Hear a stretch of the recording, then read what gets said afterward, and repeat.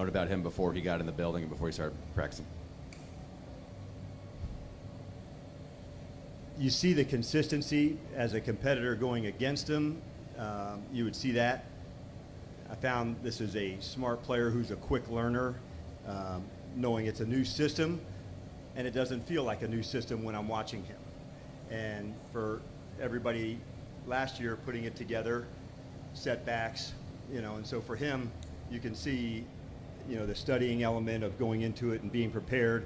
I like seeing that. I knew what the competitor and the performance would look like, but seeing that level of consistency, discipline, man, it shows up like with the good players, doesn't it? Like the things that they're doing right over and over, like when you watch it, like, I know why. There's the talent, but he also has the skill, the discipline, all those things that go with it, and I'm seeing that on a regular. How good is he going to be for a guy like Connerly? Yeah, it's big, and they spend a good bit of time together, and so those have to happen organically, and it's nice to see that they're already happening. Laramie's walked that walk earlier, and I would say to a certain degree, last season, Marcus was really instrumental for us, Mariota with Jaden. He's one of the very best teammates I've ever been around. That type of connection of player to player is really, really strong. And so to see that starting to begin with Laramie and Josh and having that much trust in somebody, that Josh does, of watching him and learning, you can imagine like what an invaluable experience that is for Josh. There's coaching side, but then there's another side. Not one stance is the same. Not one set is exactly the same. So I think it's a really cool thing. It does have to happen, on its own with, spaces to do it. And we're really fortunate that way. But it makes me think of Marcus and Jaden and the importance of that. Those talks, just the two of them, going through a technique or a situation, and it's a big deal. What have you seen from Mikey in camp so far, and how is his comfort level in year two shown on the field? Same or still, I felt, I always see, well, I put it this way, I know about the ball skills, and so to see there was an interception a few days ago where he was running, towards the middle of the field to go, and the ability to go track it and get it. I think the confidence to know when to take my shot, when not to. And then the last piece that I've seen for him, which I know it was there, and it's not easy to do your earliest in your early part of your career, the leader is developing and emerging. And that to me that's the next step for him. The other players believe in him, Nikki, and know that he puts in the work. So to see him take on some leading in his own way, that's a big deal. To see a leader, all right, how does Bobby do it? That's different than the next person that does it. And he's finding his own way to do that, and I think that's really impactful. Coming off the injury last year, does he look more confident? Does he have his first step back? I mean, are you at the point in camp where you can tell if he's close to where he was a couple years ago? What I can say, like coming in, his mindset's great, honestly. Coming in, just fresh eyes, a fresh start, everybody kind of doing it together. So I've noticed that, sensed that. His communication is even, more with the other teammates as they're building it together. We're going to be smart as we're going. We're almost here to August, so they're for him, there's more ramp up that will go through it. We're just not going to miss one step, Nikki. So as we're going, a little bit more, then some more, then some more. So we're still into that phase, but we really are going to aim to nail it. And so to say, I've seen good plays from him, yes. Most importantly, I want to see the good, healthy plays because I know that's when we'll be at our best. Dan, we'd like to have Terry out there in the field, but what are some of the maybe things you can learn, some of the benefits until you get him out here that you can learn about the offense and how it can help Jaden maybe having to look for different guys? There's always, that silver lining that you're talking about, that whose opportunity, whose moment, how do we do things differently? And it really comes down to opportunities, really, John.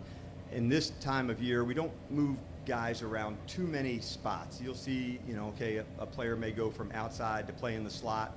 Both the outside positions are similar in the offense. The slot ones move quite a bit more. The tight ends has different locations. So finding different spots, different locations of different people, that part's good, man. I wanted to see as much of that as we can. I really like the crew that we have, so there'll be a time when that's not the case, where everybody's getting different reps. But for right now, it's a big opportunity for some guys, and they really want to go nail it. To challenge Jaden in this situation, or help him. Yeah, that'd be a better one for him. I don't know if he's more challenged or less onto that. Right now, like another red zone day, so I think focus on more of the routes and the people and where we're going. There's certain nuances with certain people, and fortunately he's got a lot of banked reps. On this route, this is the exact depth, and Terry would know, okay, I'm at 13, I'm at 12. That doesn't mean that Debo might be at a different small location, but nothing at this point. It's really the system and the execution and where we're at. Regarding Jaden, sometimes we'll see after like a bad rep or during a team portion doesn't go the offense's way, he'll like go up to someone and I would assume correct it, talk about it right away. Even with someone with a lot more NFL time like a Debo or something, he'll go up. Is that something he's always done? Is he doing it more this year? And I'm assuming that's got to be pretty encouraging as a coach to see. It's more at this time of year. I certainly felt that as the season progressed. Sometimes you go to tell somebody, man, do that exactly the same space. I didn't throw it to the right spot. So I don't want you to think every time he's going to somebody it's correcting. Sometimes it's reinforcing. Man, you hit every part of that. That's on me to make sure it's in the right location. Other times you're exactly right. Hey, I want that, bend it more flat down the line, or I'm going to throw it away from another player's leverage there. So when we see the coverage to go, there was a great interaction between him and Sinnott the other day. There was a certain blitz that Ben had to look quickly to go to it. Jaden put it right on him. So I saw them talking afterwards that connection happened so quickly. Maybe last year that wouldn't have been, but like this specific play, they went, they talked about it, that's it. And so that made me happy too. On that particular play, he was just going to acknowledge to Ben, man, like that was the route, that was the right spot. And so I think there's all three things. One, acknowledgement.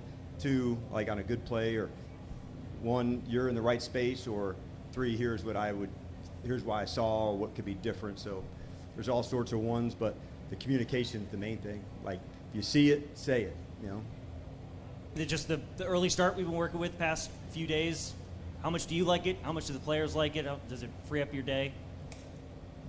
We just move everything up 1 hour. We just want to do right by the guys. And if we can get like really, high standards of practice better at this point, it's the right thing, man. If we can, any way we can do to, take after the players better. So there's a certain amount of hours you're allowed in the day. So you just basically move everything up by 1 hour. So it takes some sacrifice, especially from like the medical side and the training side, for the players to really ramp up and be ready. It's a good hour to just whatever manual work they need, the getting themselves primed, the on-field preparation. So like the athletic preparation, it takes some time to throw a great practice. So everybody else being in early to help them do that. They get out earlier at night, so it's worth it. We've had a good hot block, and I love the work that the guys are putting in, man. They are absolutely, pushing one another and giving it up for one another. And as a coach, that's what I told them, and I couldn't be more pleased about that. When you give up that kind of effort for one another, that's the big deal. The scheme, that will come. But if you don't have a play style of hard-ass effort and finishing, all the plays in the world ain't going to matter. Red zone work, what are you seeing from that area, and what are you hoping to see? It's such an important area for us. So when you go through it, Donnie, you want to look at maybe some more man-to-man today, all right, for the offense and for the defense. On another red zone day, let's emphasize zone a little bit more, on the defense, so the routes could be differently.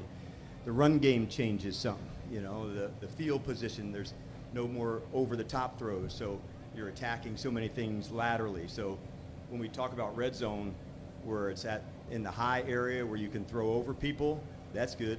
Now you get we have a competition today of 1st and goal at the 9, just play it out and see. Now you're not throwing over people. How are you trying to expand? How do you get into the run game into that spot?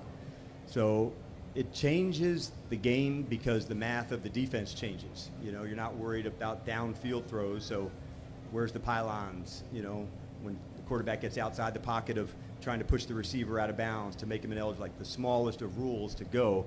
But if you're really going to be good, it's scoring, right, on both sides. And so we really made that an emphasis coming into this camp, and you'll see that a bunch today. And your second-year players, you talk a lot about. Who have you seen step up the most right now? I don't know if I'd say the most, but Coleman is one that I've been really impressed about what I've seen so far. But a number of them have really, taken good steps. In some instances, their bodies have changed. Like Baptiste, he's longer, stronger. That was part of his development. I liked what I saw, from McGee as a blitzer. When you can really go onto that, it changes the math of can a running back really block him, and that's Frankie started as a blitzer, and now he can be a rusher. And so what's the difference, Dan? A rusher, you shouldn't put a back on. The offensive lineman has to go to this player. So seeing guys develop, making their moves, it's all part of it, and a number of them are making really good strides. Hey, good morning, Coach. Good morning. So the first week of training camp is now here. This is day 7, I think, of camp. And so what have you really liked so far, and what do you think you all need to improve on, or what you're going to be focusing on as time goes on? I really enjoyed the last block. I thought it was like super competitive about how we're going back, matchups, going for it. Offense wins this period, defense wins this period. Kickoff return work against each other. As the same day we're working kickoff return, we're evaluating guys on kickoff coverage. So this intensity level of work, that's what I've been impressed by. And so I thought that was a very, very effective 3-day block. Now the power of doing it again, and so the power of doing it again. And so that's what I look for today. But at the end, I love doing the situations because then, Candy, then the focus goes even higher, even stronger. And I really want to see us in those moments, all on the line, seeing where it's at, everybody to the sideline, 5 seconds left, 47 seconds left. So those are the moments I want to see the focus and the execution in those spots over and over and over. There's certain parts of practice that are more heightened, and the competitions allow us naturally to do that. All right, you guys have a good one.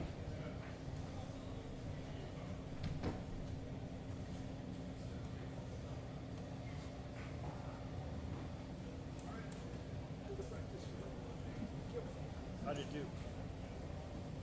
It was fine, yeah. It was like